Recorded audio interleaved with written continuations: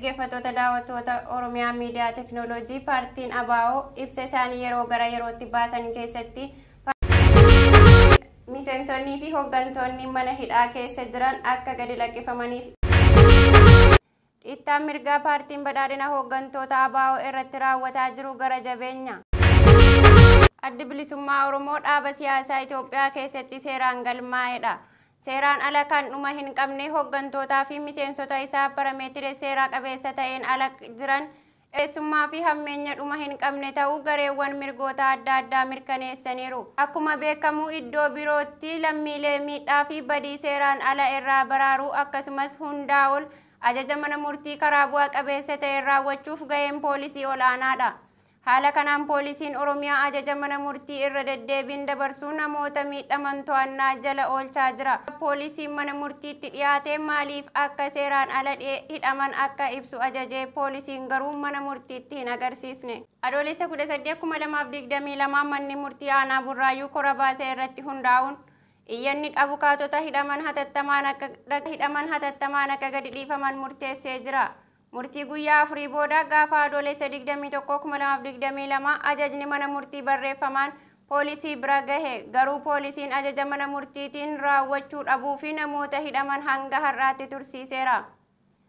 Hooggantootaa fi qondaalota ABO seeraan ala buufata poolisii aanaa Burraayyuutti ukkaanfamanii hanga har'aatti haqa dhorkamanis Obbo Abdii Raggaasaa miseensa koree hojii raawwachiiftuu isii gurraandhala 2020 Obbo Mikaa'el Booraan miseensa isii kan ta'an waxabajjii 3/2020 kan hidhaman Obbo Kennesaa Ayyaanaa miseensa koree giddugaleessaa kan ta'an adoolessa 3/2020 ukkaanfaman Dr. Gadaa Oljiraa itti gaafatamaa waajjira ABO Gullallee kan ta'e muddee 20/2020 ukkaanfamee jira.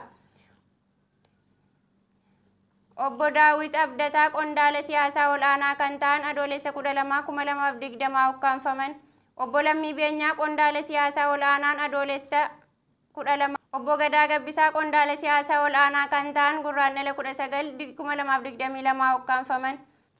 Paartiin badhaadhinaa waadaa lammiiwwan sababa qorannoon ala hin hidhu jedhu dhiisee karaa seeraan alaa siyaasa nagaa ta'een kan hammaate akkasumas maatiiwwan hidhaman irratti dararaa fi gidira hamaa geessiseera. Paartilee siyaasaa fi taatota siyaasaa gochuu irratti xiyyeeffateera.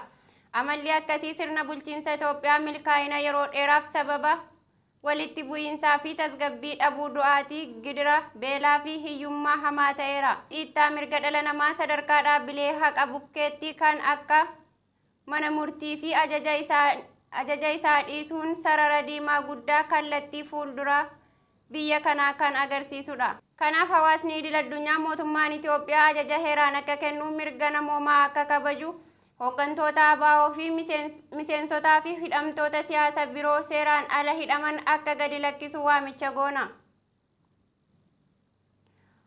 Hooggantootaa fi miseensonni ABO seeraan ala hidhamanii jiran akka gadi lakkifaman uummanni nagaa fi uummanni Oromoo hundi cinaa akka dhaabbatan waamicha dabarsina. Injifannoo uummata bal'aaf Adda Bilisummaa Oromoo. Dhaggeeffattootaa fi hordoftoota miidiyaa teknooloojii hanga xumura sagantaa keenyaa waan nu dhaggeeffattaniif galatooma.